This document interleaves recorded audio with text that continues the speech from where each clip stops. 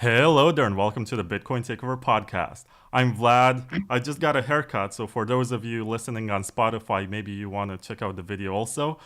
And I'm live with Charlie Shrem, who has lots of accolades in Bitcoin.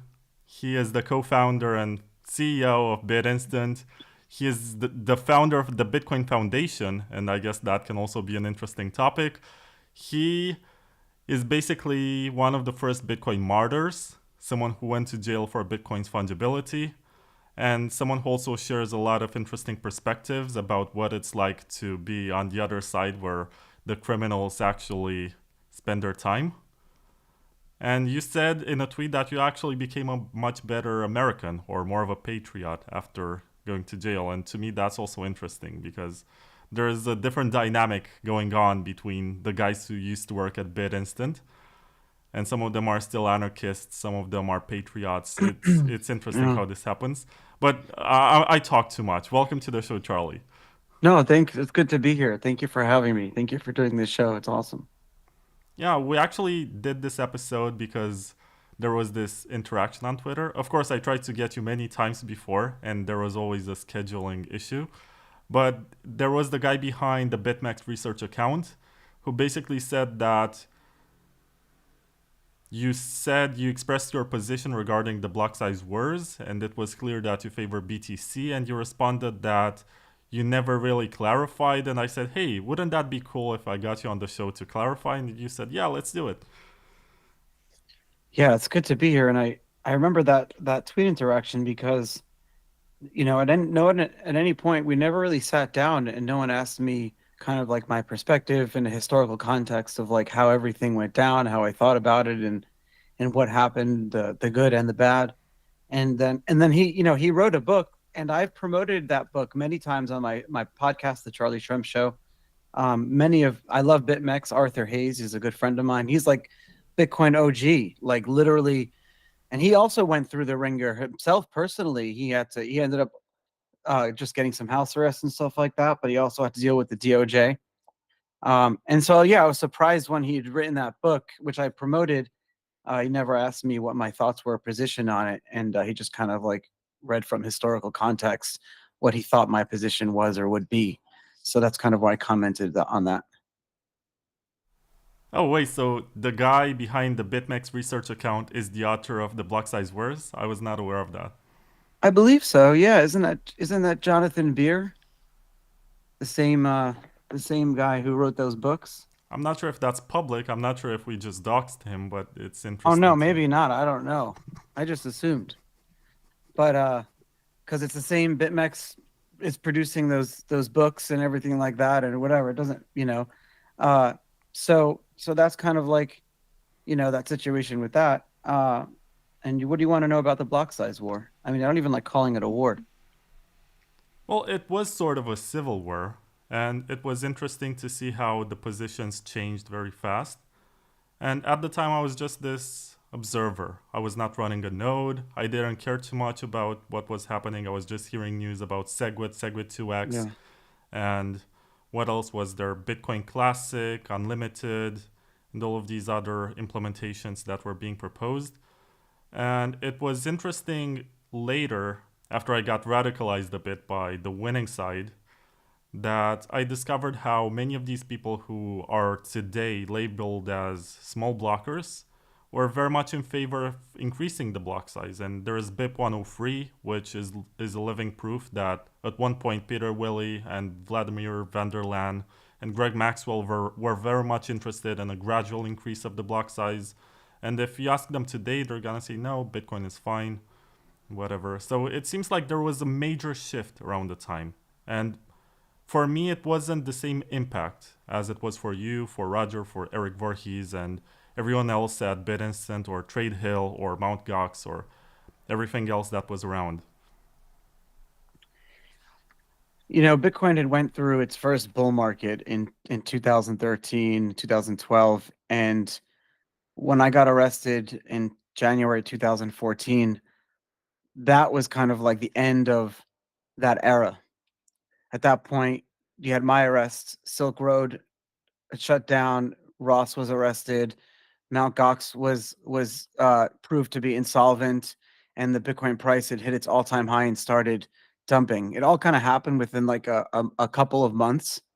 And so Bitcoin, not like as a price, but like as a family, as a group of friends and a community on the internet, all that stuff, the word censorship, sides, war, all these things did not exist 2011, 2012, and for most of 2013. If the concept of raising the block size had come up 1 year earlier, probably it wouldn't have been as anything as what it became. And so like in a larger historical context, you had kind of like the end of an era, the end of like the anarchists and the misfits and the people throwing shit at the wall to seeing what sticks. The end of the BitInstant era. It was kind of like the rise of the Coinbase era and the newer wave of companies. Not many. The only two companies for today that are still in operation that survive that are BitPay and Blockchain.info. Other than that, I mean, I can't point to any other OG Bitcoiner, and crypto wasn't even a thing. Vitalik hadn't launched or even talked about Ethereum until a couple of months after my arrest. And so like this was all, you had the Bitcoin era, and then now you had the crypto era. Ethereum was being talked about. It was like two different worlds. Bitcoin block size had a lot of different competing forces and people that wanted all different things. And some great quotes that I remember from those days were like, someone told me, Charlie, you can't solve a technical problem with a political solution. And that's why I realized actually that SegWit 2x wasn't gonna end up being successful when I thought about that. But then another quote that I actually hold dear till today, but it's kind of like a failure on the Bitcoin developers a little bit. Not that, but it's like a lot of the Bitcoin developers were and still are friends of mine. A lot of them live here in Florida and stuff like that. We all get together, and I remember them telling me, Charlie, smart scaling is better than fast scaling. So it's not that we're not going to raise the block size. It's not that we won't figure out how to scale the right way. It's that if we decide to like take a knee and change Bitcoin because of all these different forces that are trying, like we will have failed the social experiment that is Bitcoin. So the idea is that like scaling and growth will come. Now, did it come? Yes, no, how, maybe so. All those type of questions we can talk about and like debate, but like that's kind of like what set up those days. So you had like the simple idea was, and it's really that comes down to a computing thing. When you have, if you have a node that could run on a certain size computers, right? And if you raise, excuse me 1 second, I just have to close the doors here. Anyway, this is a good moment to plug today's sponsors: Sideshift.ai, Layer 2 Labs, Starkware, and Hodling.ch. I'm gonna give you more details about them later, but I was able to cover this, Charlie. Yeah, great plug. That was good. I love it. The sponsors are really important because they keep us podcasters independent. So like if you raise that block size, it limits in theory, if the blocks were all full, which they weren't, which they were just starting to become now because Bitcoin was getting really successful at that point. Then the theory was you wouldn't be able to run Bitcoin nodes on, smaller computers, and, forget Moore's law and all that other stuff that people would kind of bring in. That was like the debate. And then everyone said, well, there's better ways to do it. You could raise it. And then SegWit was probably one of the best technical solutions at the time that was brought forward by the Bitcoin development team. And there's so many layers to this, right? There was like political, personal attacks, a lot of like American versus Chineseness, which nowadays is more transparent, but back then there was a lot. So there was like a lot of the minor. There's so many layers to this story, and that book actually covers a lot of it, which is great. So that's why I promoted that book. Yeah, just for the record, before this interview, I watched the documentary The Rise and Rise of Bitcoin. And I think that one does such a good job presenting what was happening at the time and foreshadows many of the events that happened in the last decade. It's incredible. Even the Yeah. Chinese side that you described, there is a segment with Bobby Lee where he talks about how China is open to innovation on the internet and how BTCC is going to be the next big thing and how mining was migrating to China. I think the main character in that documentary, who is the brother of the filmmaker, is a miner, a very active one in the beginning, who ends up ordering like a dozen Avalon machines and Butterfly Labs gets them too late or doesn't get them at all, and then gives Yeah. up on mining altogether. And I think that's a story arc that presents a lot of the early days of Bitcoin. And That was all Bitcoin. That was all that was happening all the time. Like we were getting, be buying machines, and you didn't know if you're going to be getting them. Like cloud mining was like 90% of it was a scam. Uh, because like why would someone, if they invented machines that could mine Bitcoin, why would they send them to you? They would turn them on and mine them on their own first before the difficulty goes up. But the real answer is because people pre-ordered, people paid for those machines. All those early Bitcoin miners, the Avalon, the Butterfly Labs, they were all funded by a forum post. Hey guys, I have an idea for a Bitcoin miner. Everyone give me 10 Bitcoin and I'm going to go and come back. And most of those people never came back. I actually have a curiosity. This is slightly a plug for my sponsor, SideShift, because if you get paid in whatever stablecoin and you want Bitcoin or some free market money, you go to SideShift. They take a small fee, but you don't have to deal with all the complexities involved in swapping. They do it for you. And I'm curious right now to know from the perspective of 2012, 2013 Charlie Shrem, what do you think about the fact that stablecoins have a much higher trading volume today than Bitcoin? And I see this as sort of a defeat for us. It's interesting.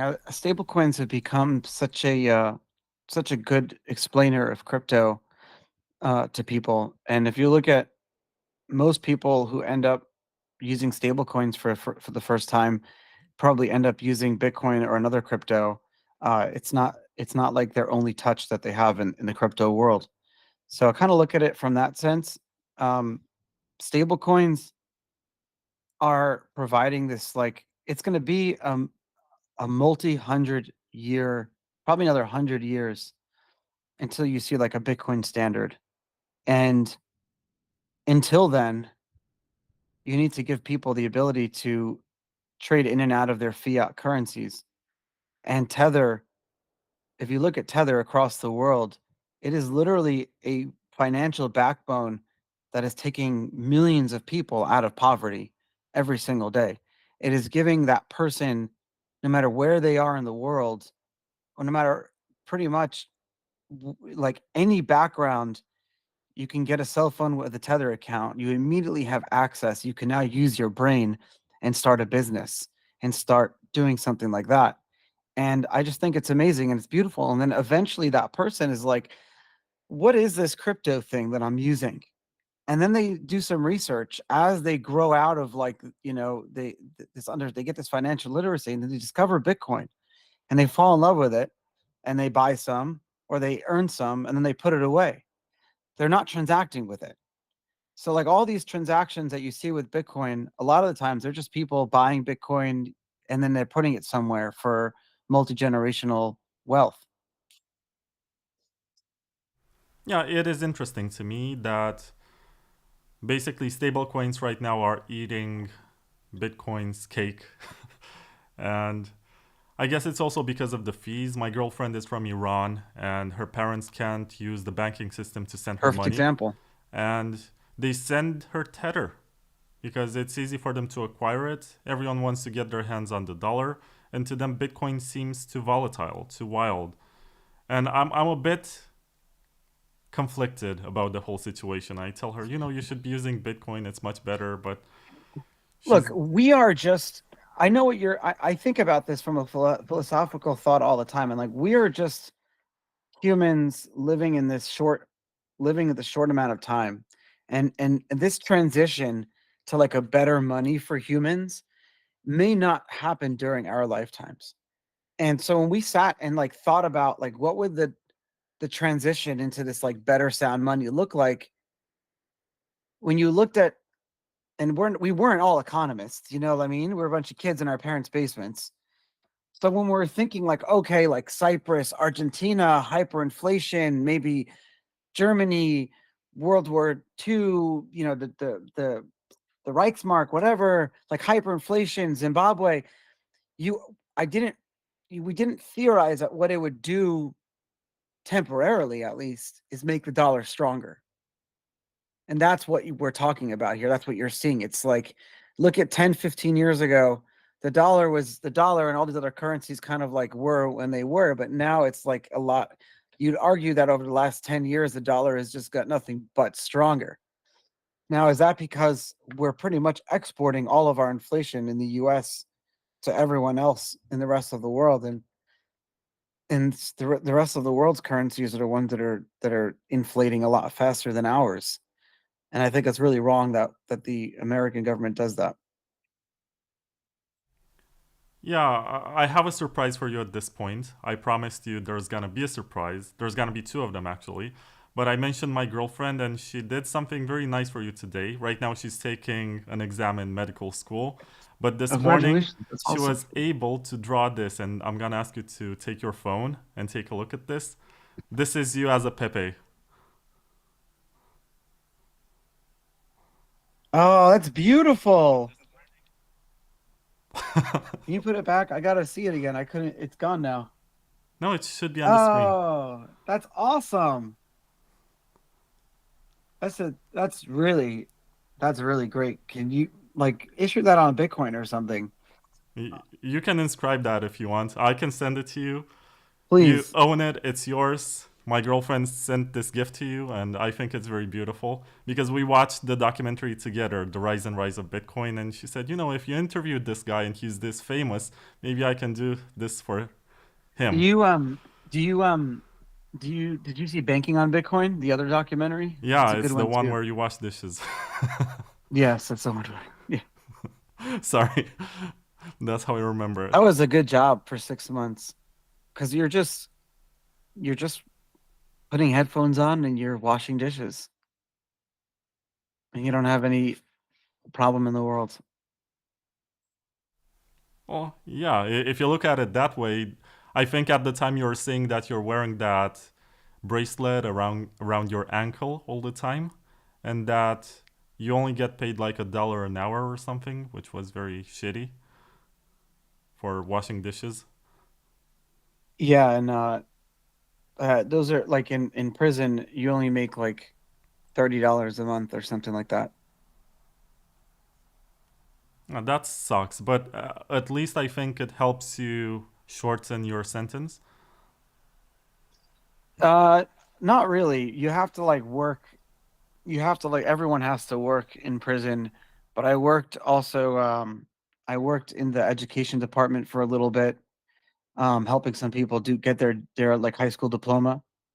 Because if you're in prison and you don't have a high school diploma before you could work a regular job, you have to get one. So we helped some people do that for a couple of months, and then they transferred me to like work landscaping, which was a great job. So I drove this. It was pretty much always cold, so I drove this snowplow for plowing the snow and for putting salt on the ground. And I drove this big tractor over like 5,000 acres. And yeah, what I else did you think want to the know? snow plowing episode of The Simpsons is one of the most wholesome ones in existence. I'm not sure if you watched that one, but it's really. It comes to mind a little bit. Why don't I remember that? Yeah. What happens? Oh, it has a very happy ending with Homer Simpson basically becoming the snowplow man, and he takes care of the entire neighborhood. And it gives you that feeling that there's someone out there who has a kind heart and basically defreezes your car and lets you go to school and whatever, even though kids Yeah, hate that's going to great. school. Yeah, that's great. That's really great. It was definitely a therapeutic job. But yeah, coming out of jail, you have to have a job for 6 months. And when I got out of prison, I was poor.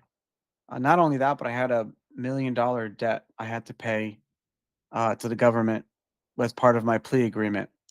So all my money went to my lawyers. My parents, no one helped me or anything. Um, it was really like my girlfriend, who's now my wife, like work. She left New York with me. She moved to about an hour away from the prison, and she sent me money. My parents abandoned me, excommunicated me. I haven't spoken or seen them in 10 years. Half the Bitcoin community supported me, half didn't. You know, a lot of people sent me beautiful letters and sent me money and just took care of me in so many ways. Um, and yeah, when I got out of prison, I had to restart. But you know, when you get out of prison, you're kind of like your whole life is fresh, like it's new again. You get almost like a rebirth a little bit. And because I was in so much debt, I stopped worrying about money as something that you were trying to attain, like over like a long-term thing. So I was very content and happy working in my restaurant for 6 months in the working at a dishwasher, um, and helping be a waiter and cleaning tables and food in Pennsylvania. That was really great. And then eventually I moved down here to Florida, and I've been released now for 8 years, which is amazing. Celebrating my 7-year wedding anniversary. We got engaged the day I got released from prison, and then I proposed. We got married a year later. So, and then that's been 7 years since then. That's beautiful. I look forward to seeing or hearing of a similar story about Russell Bricht. Hopefully this November or whenever a new president gets Yeah, there's a instated. hopefully a light at the end of his tunnel. I'm telling you, like Trump has a really good chance of winning. I really hope so. I have a when he got convicted as a felon, and I'm a felon also. I got this hat that says I'm voting for the convicted felon. That's a very funny situation. Anyway, I want to ask you about the current state of Bitcoin and what you think about it from a technical perspective compared to what you knew and how you understood it at the time. But before that, I got to plug two sponsors. We're actually trying to improve Bitcoin right now, and maybe you can talk about them also. One of them Yeah. is Layer 2 Labs, and they have these drive chains. And they don't just have an idea that's been passed around for a decade now. They also have a bunch of demos that you can download from layer2labs.com. You can try their Ethereum sidechain, their Zcash sidechain, their Namecoin sidechain, and a bunch of others. Did you pass? Yes. My girlfriend passed her exam. I gotta put Congratulations. that in the I episode. don't want to He laugh. liked your Pepe. Oh, thank Thank you you so for the much. Pepe. I'm glad. She can do more if you commission her. This is for the listeners. Yes. And basically, Layer 2 Labs is trying to scale Bitcoin with sidechains. And you can check out their demos on the Bitcoin testnet or Signet. I'm not sure which one of them, but I'm going to get Paul again to do a proper video demo of how this works. And the other one is Starkware, which is trying to bring Bitcoin rollups to Bitcoin. Bitcoin rollups to Bitcoin. They're basically on Ethereum right now. They need Upcat, which is a soft fork upgrade, in order to bring that to Bitcoin. The benefit is that you can use zero knowledge proofs to basically synchronize your node much faster. You can have mobile wallets which synchronize the node within a couple of seconds by using zero knowledge proofs, and they also have pretty good privacy and other stuff. So check that out also. And if you're into advocating for soft forks, think about these covenants because they can bring a lot of builders to Bitcoin. So these were my two plugs: Layer 2 Labs for sidechains and Starkware for ZK rollups. And now I gotta ask you about what you think about Bitcoin nowadays. You said it right there. You're sponsored Layer 2 Labs. Those guys are phenomenal. Paul, um, he's a Bitcoin OG. I went through it with him. We went through his white paper, and I fully understand what they're doing, how it all works, and it's a brilliant, one of the best technological solutions that we have for scaling for Bitcoin. And there's a lot of other good ones, which is cool because like that you said, like soft forks, Opcat, we have so many different methods, some good, some bad, a lot of the trade-offs, and then they're good websites that explain the trade-offs, which ones are better, which ones are worse. So like from a Bitcoin like scaling user perspective growth, like we're there's a lot there. We're like a couple of years behind where the rest of the crypto ecosystem is now, but that'll catch up. It really depends on where demand ends up being. The only place we're lacking is in user interface, UI, and like the user experience. I spent the last couple of weeks. We have really good apps. There are some really good apps now that make Bitcoin like just phenomenal to use. I bookmark them, and you can, and just like working with Bitcoin and other different types of assets and layer 2 stuff. And like, I'm really just excited and pumped where everything is. I have really nothing bad to say. Well, I like to complain a bit sometimes about the culture in Bitcoin because I guess Bitcoiners used to be much more enthusiastic about creating anarchy with cryptography, you know? Doing stuff without the state, trying Okay. to build a parallel economy, a circular economy, or whatever you want to call it. And it It's seems really like, simple though. Sorry, I know you're good. Sorry, I apologize. no, you say what's simple, and then Because I I can think I know disagree. what you're getting at is that, and I know you're right. And I've spent a lot of sleepless nights over this culture loss. But the fact of the matter is, too many people went to prison, and the Amir Takis and the crypto anarchists and the people that are going to be trying to push for ultimate privacy and anonymity and Bitcoin. It's just they'll just be private people, undoxed, as you say, and then no one will take them seriously in the mainstream world. And B, they're just gonna be afraid to go to prison. And so the only people that are left are like, you have people that are like, Bitcoin needs to be fully regulated. And then you have people that are like, well, regulate crypto, but leave Bitcoin alone. Well, that's not nice. Like, why are we throwing crypto into the fire? So there has to be some sort of like equilibrium here, or some sort of like, we're all in this together again. And I don't know what the answer is, but no one's going to be doing Monero style of pushing for Bitcoin. I mean, even in the rest of the world, America's easy. The rest of the world is where they're arresting people. France arrest. If you're the CEO of Telegram and you're not safe, you think you can be safe writing a blog post about privacy on Bitcoin? Absolutely not. No one's safe anymore. These things are listening to us. Our shows are monitored by the government. Everyone thinks they're not. They're checking out our houses. They spend so much money. There's lists. You don't even know. Like, people are afraid. I can't tell you how many OG Bitcoiners just disappeared. What about all those mysterious deaths over the last 10 years? No one wants to be the next Ross. My perspective is slightly different in regards to this because I come from a formerly communist country, and I guess our sense of privacy and freedom is more fresh, you know? We have this social contract with our government in Romania, according to which, you know, if you read the constitution, it's drafted according to the experiences of the communist regime, and it's more Yeah. freedom centric. And also, I think that government is more friendly to the idea of leaving you alone, even if I guess they monitor you, but they don't do anything.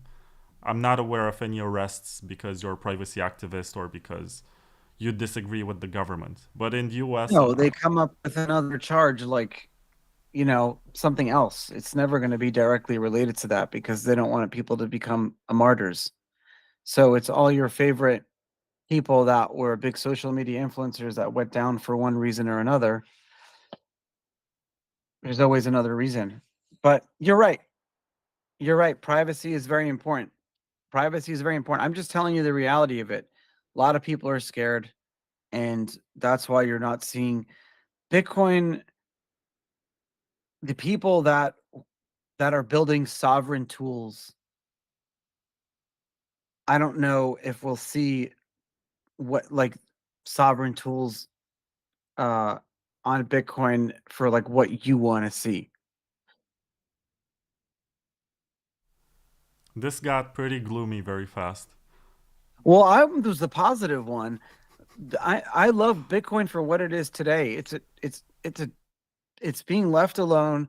It's the only opt out financial system we have. You talk about like like you have your national currency, you have the euro, you have the dollar. Up until Bitcoin existed, there was never an opt out. There was never a way to say, I don't want to deal with the money printing mess that's happening. My purchasing power, hyperinflation, all this fugazi.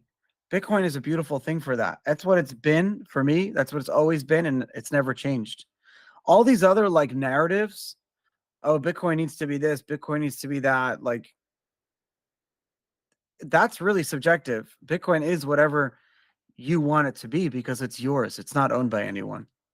And so you understand out of all people like why Bitcoin is so beautiful right now because like yeah, you don't have the communist regimes anymore, but there are a lot of countries that look at your girlfriend in Iran, their currency, their money's like stuck over there. They can't get their money out if they want to. They have the craziest capital controls. Yeah, they have Tether, but you don't think that like uh Tether and the dollar as a temporary solution, you don't think the dollar is also losing its purchasing power over time? It's just a little bit slower. Well, I do agree with that, but as you said, people have very limited patience and time in this world, so they choose whatever works right now. They don't care if it's centralized, they don't I care know. too much. They care about the UX, and you're right that in Bitcoin, sometimes the UX is not a priority. Because I did try a You lot of said it right wallets, and there. I did see, for example, the Monero full node wallet. It has a Oh, lot. I think it's a lot nicer than Bitcoin QT. And they added so dude, many interesting features like syncing from the block height where you received your first transaction to make it faster. You can also mine directly from the client. oh, that's what the client used to do. I love that. I agree with you there. The user experience, everything needs to be so much better with Bitcoin. I know a lot of apps and wallets and things like that are working on it, but I don't even know what the future of hardware is going to be. I don't even know if like we'll be using cell phones and apps as we know it now. I think even that's a kind of a temporary thing. So I'm I know this is the this is what's really nice. A family member of mine was in town the past couple of days. She's 11 years old. She's very smart, brilliant. The most brilliant 11-year-old that I know. You want to hear the most beautiful, amazing thing in the world? Her whole life, Bitcoin has existed. She doesn't know a world without Bitcoin. To me, that brought a tear to my eye because we succeeded. Bitcoin's existence is validated by its existence through time and people using it, holding it, distributing it, talking about it, like you having this podcast. The longer we do this, the longer we hold out, the longer we'll be in existence, the longer it validates everything that we're doing. And to have a child where now she doesn't have to be convinced of Bitcoin. For her, Bitcoin's always been a thing. It's existed her whole life since the moment she's been born. Her dad has owned it since she's been born. It's been part of his life too. So it's like, I mean, come on. That's the most amazing thing ever. Yeah, I agree with you. And it goes back to the saying that you win when you outlive your enemies to a degree. Ah, that's beautiful. Because in the end, the one that wins is the one that writes the history. The one True that dies story. is the one that doesn't get to tell the story. So I guess to Bitcoin, it's important to resist over time and be resilient. But I gotta ask you, what do you think about this whole scaling situation? Because Bitcoin hasn't really scaled over the last 7 years. There was the Lightning Network, which didn't get too much traction. And now there are too many custodian solutions from Fediments to eCash and all of these ideas, which are basically banking reinvented. And I'm pretty sure that's not really why you got into Bitcoin, and it's not Yeah. why you got into Bitcoin either. I don't know the answer to this either. And really, everyone you ask, I had a, you talk to people who are in the hardware wallet space, right? They'll give you one answer. People who are in like the app wallet space will give you a different answer. Custodial people will give you a different answer. To me, Bitcoin was all about like the idea of money was now in your possession.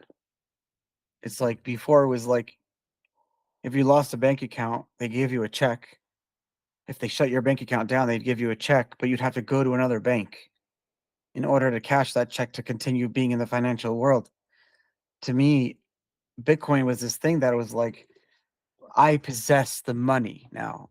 And the the difficult part in the early days of Bitcoin, and I'll be honest with you, was, and this question always came up, was it was differentiating the value of Bitcoin as a system. If you had like 10,000 people operating as nodes and miners and people in secure financial system like a Swift, that's super valuable. But what if the monetary unit traded on it is also the thing called Bitcoin? So they're both called Bitcoin. One's the financial system and one's the monetary unit. Now they both solve each other's problems. The system enables the unit to be transferred, but the unit Bitcoin is supposed to be this like inflation locked, like as soon as you buy it, the value of the dollar of that minute is kind of like locked in now. And over time, because it'll balance out, because energy costs a certain amount of money, we can gauge that. And there's always a race for the cheapest amount of energy. Theoretically, you'd always have Bitcoin miners at these sources of energy. So the value of Bitcoin would somewhat represent the cost of electricity or the cost of energy, wherever that is. And you'd have some sort of equilibrium. And then whatever that monetary unit is now being transferred over the system. Satoshi should have named them separate things, in my opinion. It would have been a lot easier. So like where we are now, to your original question, like Bitcoin as like a monetary unit, we've really kind of like we've succeeded, and that is like we've succeeded, and that's a slow success. The little girl, you, me, all of us, even our grandparents agree to some extent that Bitcoin is this financial asset that is traded and held by enough people that it represents some macro thing in the world. And I don't know what that is yet. Let's just put that aside for a second. You talked about transactional volume on chain, and I agree. Yes, it has gone down. And a lot of that is because people just aren't like, a lot of people are just like 1 or 2 time transactors. They buy it to put it somewhere, they play around with it, and and then the other trading is happening on these institutional places and people are holding ETFs or whatever. But going back to your question, Bitcoin as like a network, that is where I would really love to see more growth. And that is where let's all those people who now hold Bitcoin, let's convince them to like use it. There used to not be a lot of really great ways to use it. What are you gonna do? Deposit on exchange? You got some cool wallets, use the BitPay wallet or whatever. Then you had a lot of hacks and scams and frauds. So people were like, they put their Bitcoin either custodians that insure it or to hardware wallets and things like that. Bitcoin on exchanges, like if you look at that metric, how many Bitcoin are on exchanges, that has just been falling. I thought you'd see a supply squeeze a long time ago. Maybe this time around you'll see that. And that could feel like a huge bull market because there aren't a lot of Bitcoin for sale on the exchanges anymore.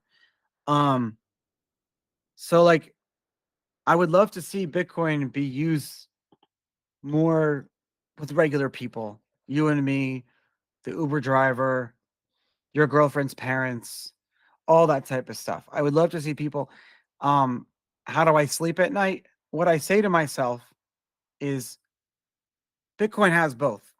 It has the financial system and it has the monetary unit. The monetary unit is going to take a little bit longer, maybe another couple of decades, to a point where your girlfriend and her parents are using it to send money with each other. But in the meantime, they're going to get used to the technology that Bitcoin created.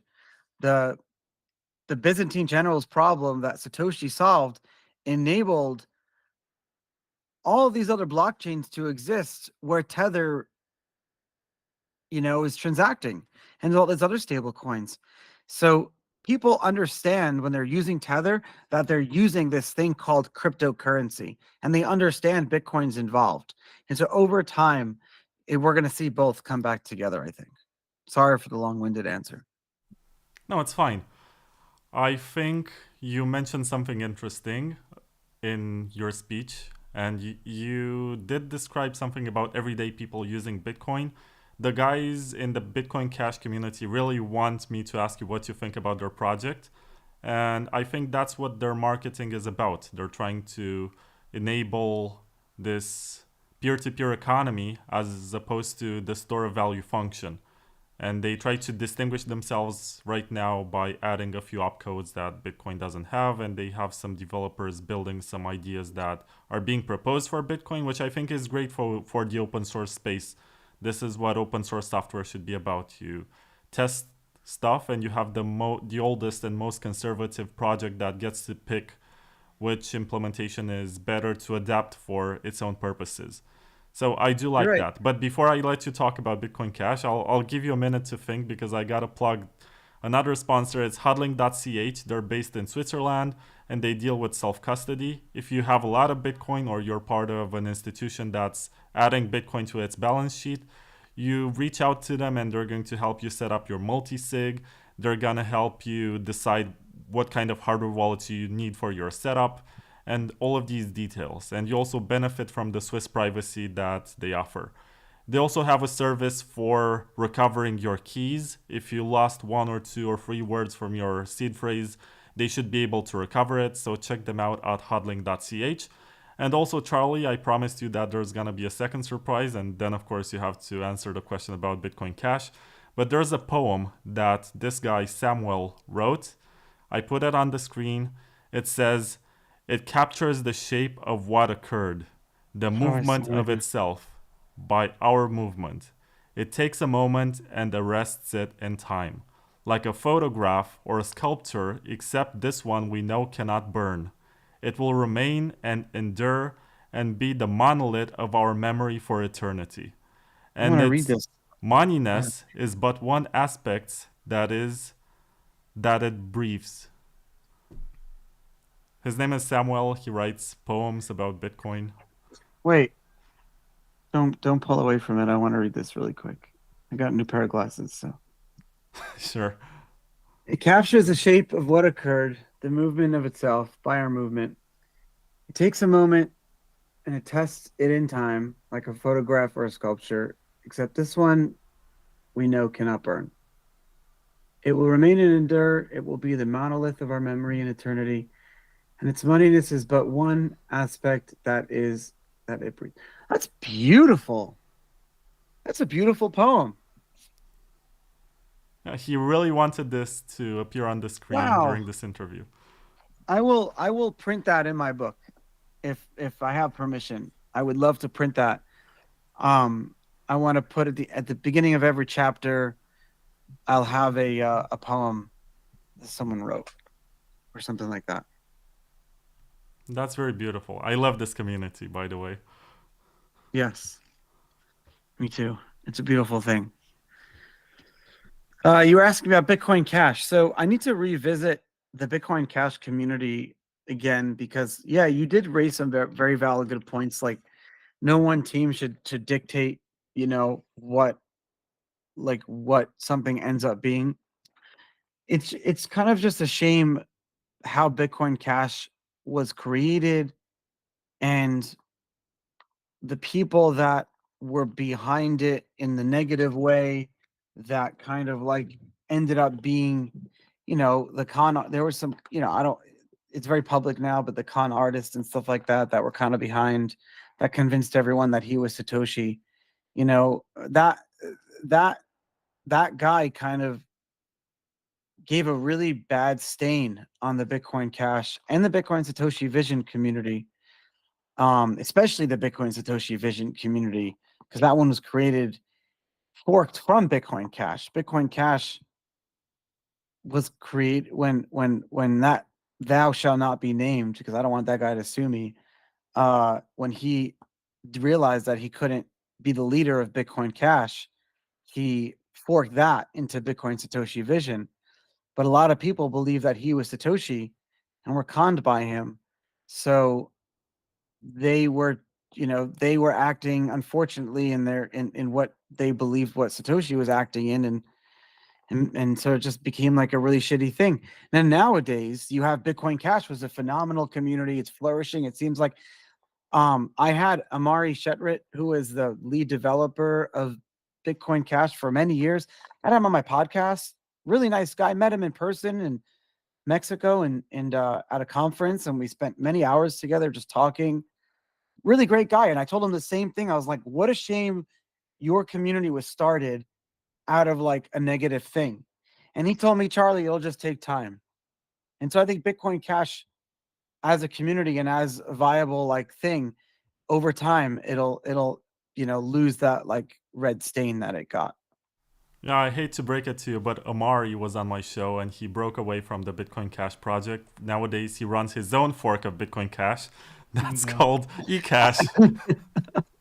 XEC. And So I can't even keep up anymore. yeah, it's a fork of a fork. To his credit, he did add some interesting technological stuff, like the Avalanche protocol. It's a combination of proof of work and proof of stake. It's his little sandbox, I guess. He found some interesting. I don't like any crypto that has a leader, right? Like Satoshi disappeared. Bitcoin is leaderless. Do you notice that every time someone tries to become like the leader of Bitcoin, they get either humbled or they like rage quit?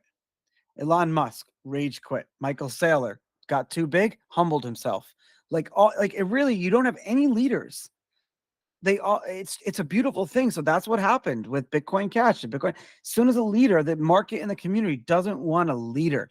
Our value and the reason we exist is because we have no leader. Once we have a leader, you can take it down, it's over. I think this only works in Bitcoin culture because with Ethereum and all the others, it doesn't seem to affect the perception of the project or Tron or. They're different things, though. Yeah. Those are Ethereum. As much as it tries to be money, it's not money. It's not trying to be money. Whatever. That's another conversation.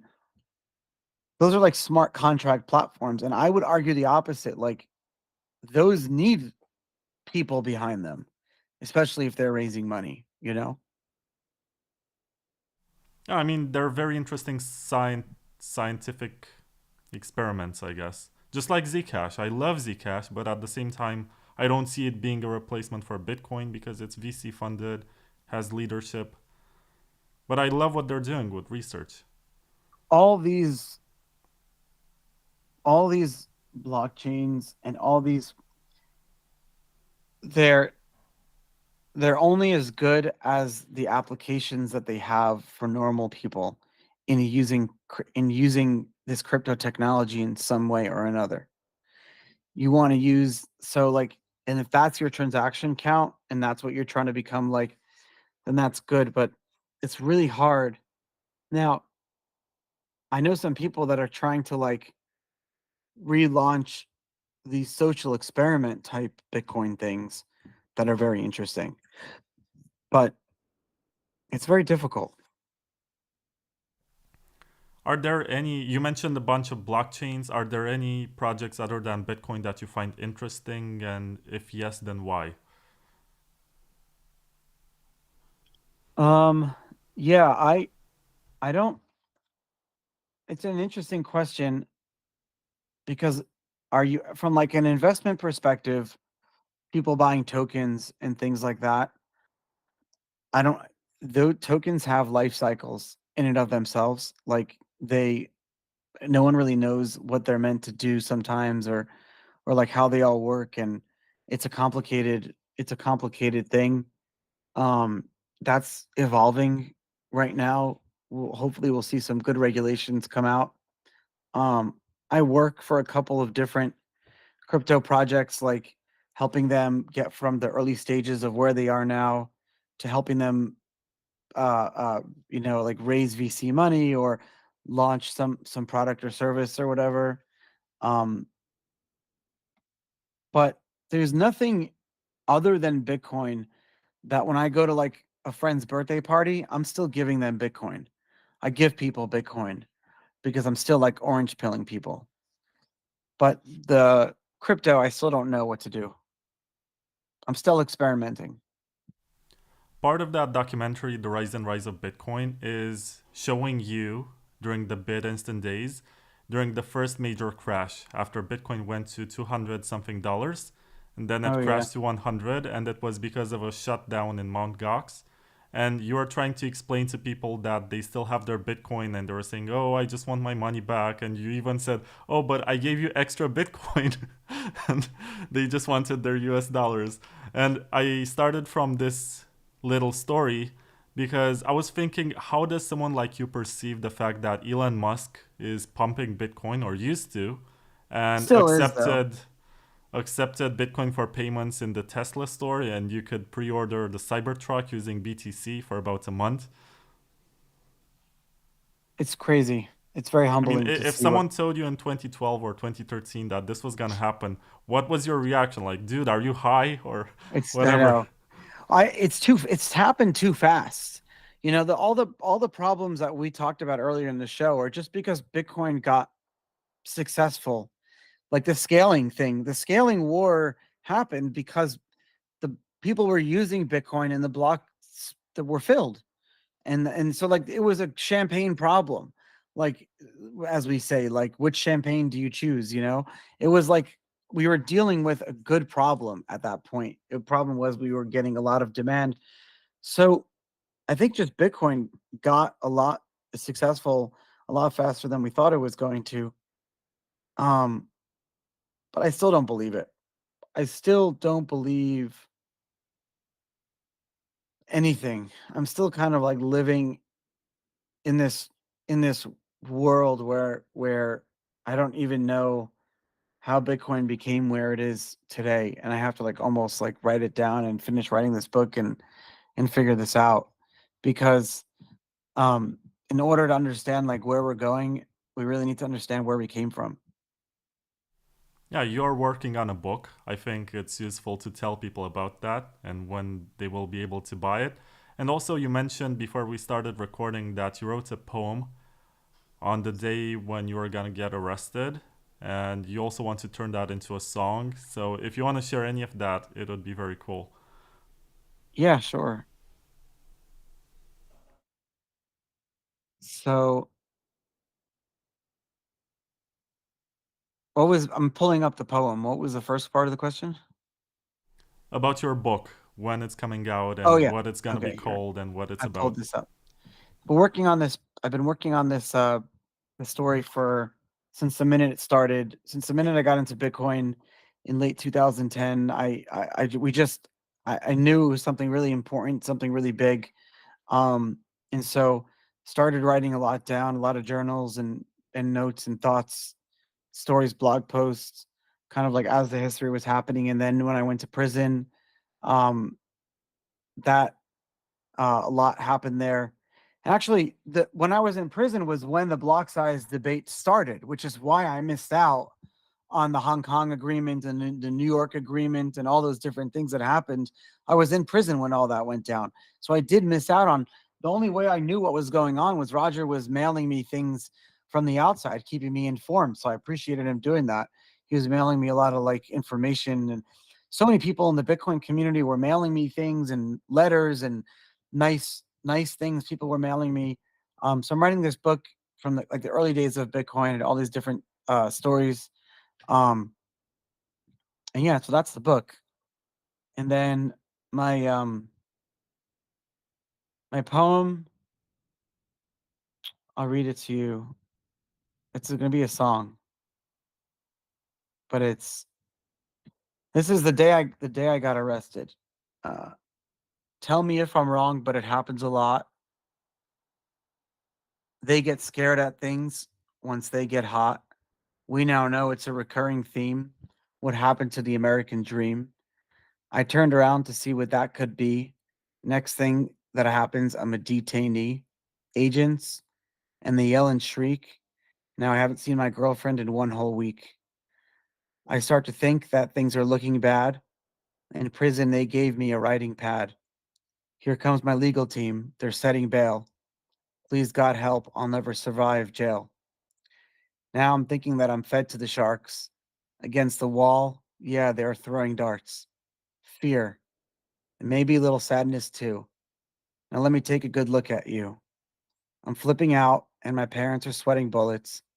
I'm flipping out, and I'm counting down the minutes. From early on, Bitcoin was on the frontier. We decided to change the way we've lived for thousands of years. We fought with the experts that they're incorrect. Well, what about fees and middlemen and a little respect? So I asked the judge, am I ever going home?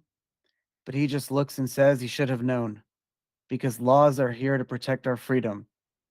So I got my axe and spear and shield to fight in the Colosseum. But no more parties. I'm banned from the city. No more court and work. Can it get more shitty?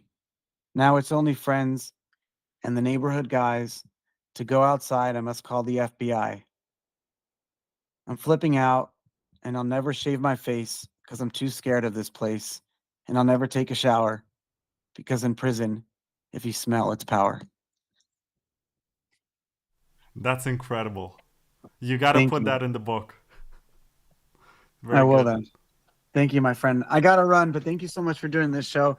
Appreciate everything that you're doing. I love you, and I hope you Hope can I'll come on my see you show. in Frankfurt. Yes. What's in Frankfurt? The Proof of Work Summit this month. Oh, yeah. It's the coolest city ever. Germany's really coming back. I'll see you there. All right, cool. See you later. Bye. And thanks everyone for listening.